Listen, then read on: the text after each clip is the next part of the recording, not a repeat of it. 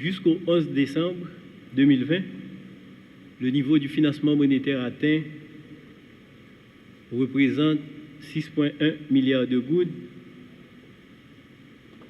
Donc, par rapport aux engagements inscrits dans le budget, donc on peut dire que c'est cadré, puisque dans le budget, il est prévu un niveau de financement monétaire de l'ordre de 39,3 milliards de gouttes d'ici au 30 septembre 2021. Nous sommes en ligne jusqu'ici avec le pacte et nous devons être prudents dans la gestion de la trésorerie, puisqu'en cette période de fin d'année, si on doit s'attendre à des dépenses relatives à ces festivités, donc on fera en sorte à ce que ces dépenses soient dirigées vers la protection sociale, qui est une obligation pour le gouvernement.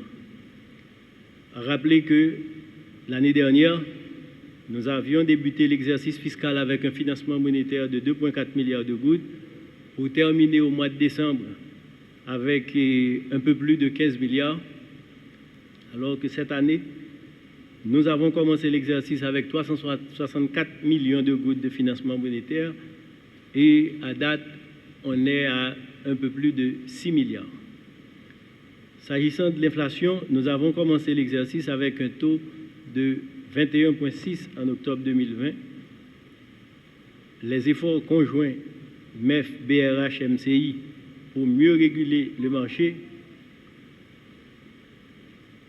et surtout la mise en place des bases pour la mise en œuvre des projets phares identifiés dans le plan de relance économique à partir du début de l'année civile 2021 devrait nous conduire à une augmentation sensible des dépenses, mais qui ne devrait pas intervenir avant le début de la prochaine année civile.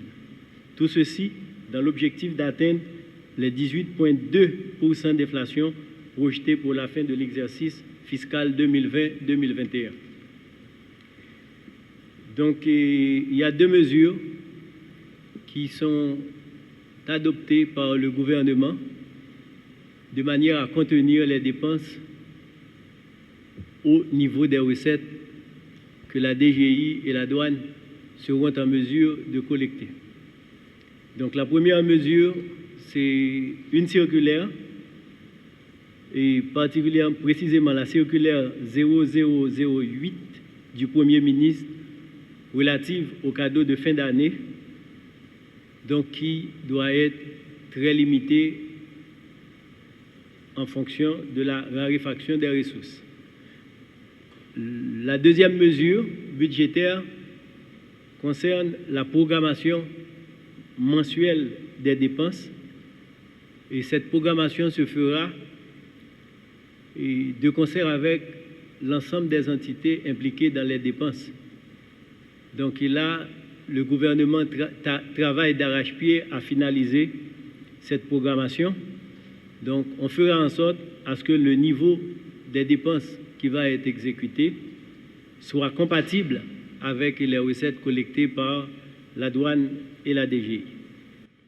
Je connais que il y a pile questions qu'a posées, il y a pile émotion sur la situation que nous y aujourd'hui. Et il y a pile questions qu'a posées justement, et chaque fois que taux de change soit il monte, soit il descend, tout le monde virait justement vers la Banque centrale. Comme si la Banque centrale était un bouton que le pesait, et puis taux à descendre, et puis qu'on l'autre bouton que le pesait, taux à monter. M'a dit et m'a prédit chaque fois que m'a intervenu que taux de changement sont résultantes que liés. Taux de changement sont résultantes qu'il y ait en fait en résultant des fondamentaux macroéconomiques. Ok, c'est pas l'esprit marronnet d'emballa que nous qui fait que toi descendre. Toi lié à fondamentaux macroéconomiques, à savoir balance des paiements, qui sont éléments importants. Ça nous les balances des paiements, c'est quantité de dollars entrés moins quantité de dollars sortis qui bon balance des paiements. Je ne vais pas parler de balance commerciale. Nous connaissons en Haïti, balance commerciale, nous complètement déficitaire. Mais balance des paiements, lui-même, il est tenu compte de tout dollar rentré et tout dollar sorti. Et je dis nous que il y a une bagaille que pour nous connaître au niveau balance des paiements, c'est que balance des paiements nous au 30 septembre finit très positive, à peu près positive de près de 600 millions de dollars, 660 millions de dollars en positif. Donc ça veut dire qui ça? Ça veut dire que il y a beaucoup plus de dollars qui entrent que de dollars qui sortent. Et c'est une raison qui a expliqué. L'autre bagage qui explique tout, qui parle bien effet sur le taux de change, c'est ça, les déficits jumeaux. Ça veut dire que déficit de balance des paiements et puis bien sûr déficit au niveau fiscal, déficit budgétaire. Et l'autre bagage qui parle influencer certainement taux de change encore, c'est les facteurs sociopolitiques. Le monde a fait des ordres, le monde commence à peur venir dans le pays. Tout ça, c'est des éléments qui influencent le taux de change. Bien sûr, comportement marché formel là et comportement marché informel là, tout, c'est autant d'éléments qui peuvent influencer sur le taux de change. C'est-à-dire que là que vous avez des gens qui font des ordres dans le système, là, que ce soit dans le marché formel ou que ce soit dans le marché informel, là, ça a un impact sur le taux de change. Et bien sûr, nous avons une équipe des ordres que nous avons constatés dans le système là, et que nous avons essayé de corriger. Et bien sûr, ça dépend de monde qui a parlé de taux de change. Et c'est ça qui est le marché, effectivement. Dépendant de côté où il a parlé de taux de change, gonjon a un taux de change. Sous son importateur, ou tu as un taux de change le plus bas possible. Sous son exportateur, ou tu as un taux de change le plus haut possible.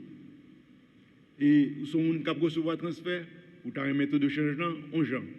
Sous son monde cap voyer transfert là-bas, ou tu as un taux de change en gens.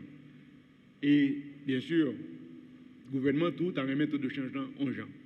Donc, Banque centrale, comme toujours dit, pas de politique percée de taux de change. Banque centrale, c'est stabilité taux de change qui est important pour lui. Et après que Banque centrale est intervenue, chaque fois que variation taux de change, en fait, lui vraiment pas refléter du tout en stabilité dans le marché. Donc, Banque centrale, pas ni pour un taux bas, ni pour un taux haut, Banque centrale plus pour une stabilité. Cependant, il faut nous connaître que ça qui est important pour nous, la stabilité à tout, mais le bien public est extrêmement important pour nous.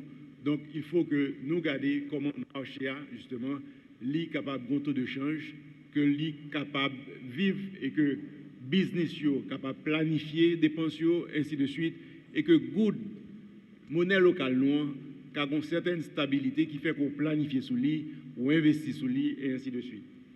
Donc, moi, c'est que c'est important que je me rappelle, parce que tout le monde, bien sûr, et comme nous, dans la démocratie, tout le monde dit toute bagaille, tout le monde dit ça au blé.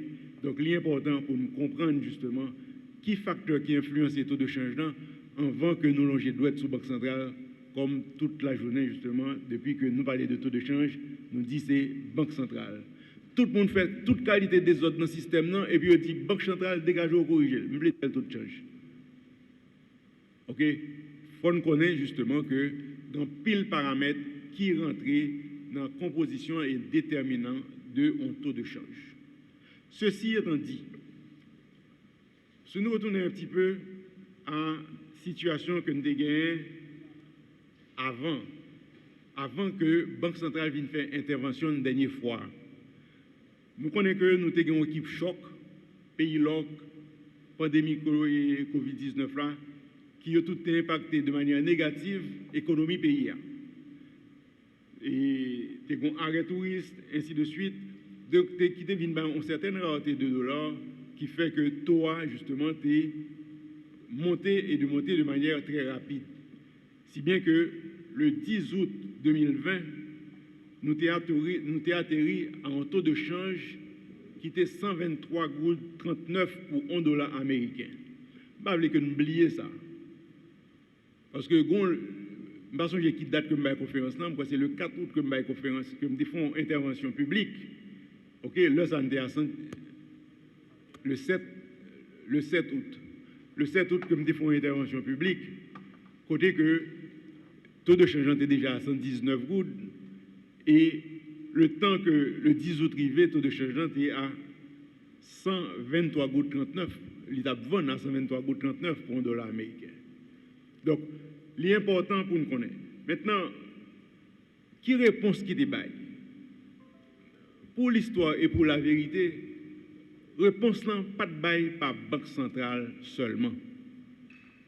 Réponse là, te bail par Banque centrale, il te bail par gouvernement, à travers le ministre de l'économie et des finances, il te bail par gouvernement, à travers le ministre du commerce, qui t'a exigé affichage des prix en gourde.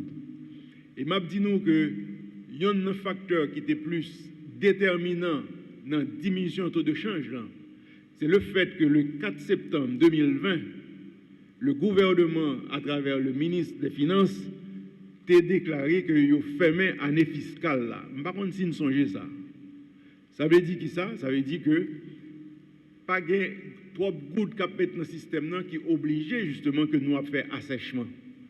Donc, l'important, c'est une réponse conjointe qui te baille. Même je matin, nous avons une réponse conjointe à la situation que nous avons aujourd'hui. Donc, nous avons plusieurs bagages qui étaient déterminés. Et qui réponse qui te baille? Réponse qui te baille sous plusieurs niveaux. Nous avons d'abord affichage des prix en gouttes. Bien que, il y a des gens qui recommencent à faire des ordres. Parce que, l'heure que prix affiché en gouttes, ça veut dire. Ça veut dire que pas toute une quantité de monde qui est obligé de $15 dans la poche pour aller payer des bagailles dans le pays, en fait, à l'intérieur du pays. Donc, dollars ça qui viennent disponibles pour les gens qui ont importé ou bien les gens qui ont payé des obligations là-bas. Donc, ça c'était un premier élément et réponse à de manière très musclée par le ministre du Commerce et de l'Industrie. Nous déballons en réduction des dépenses du gouvernement. Et le 4 septembre, le gouvernement avait décidé de fermer l'année fiscale. Ça veut dire que pas de obligation que tu apprends encore.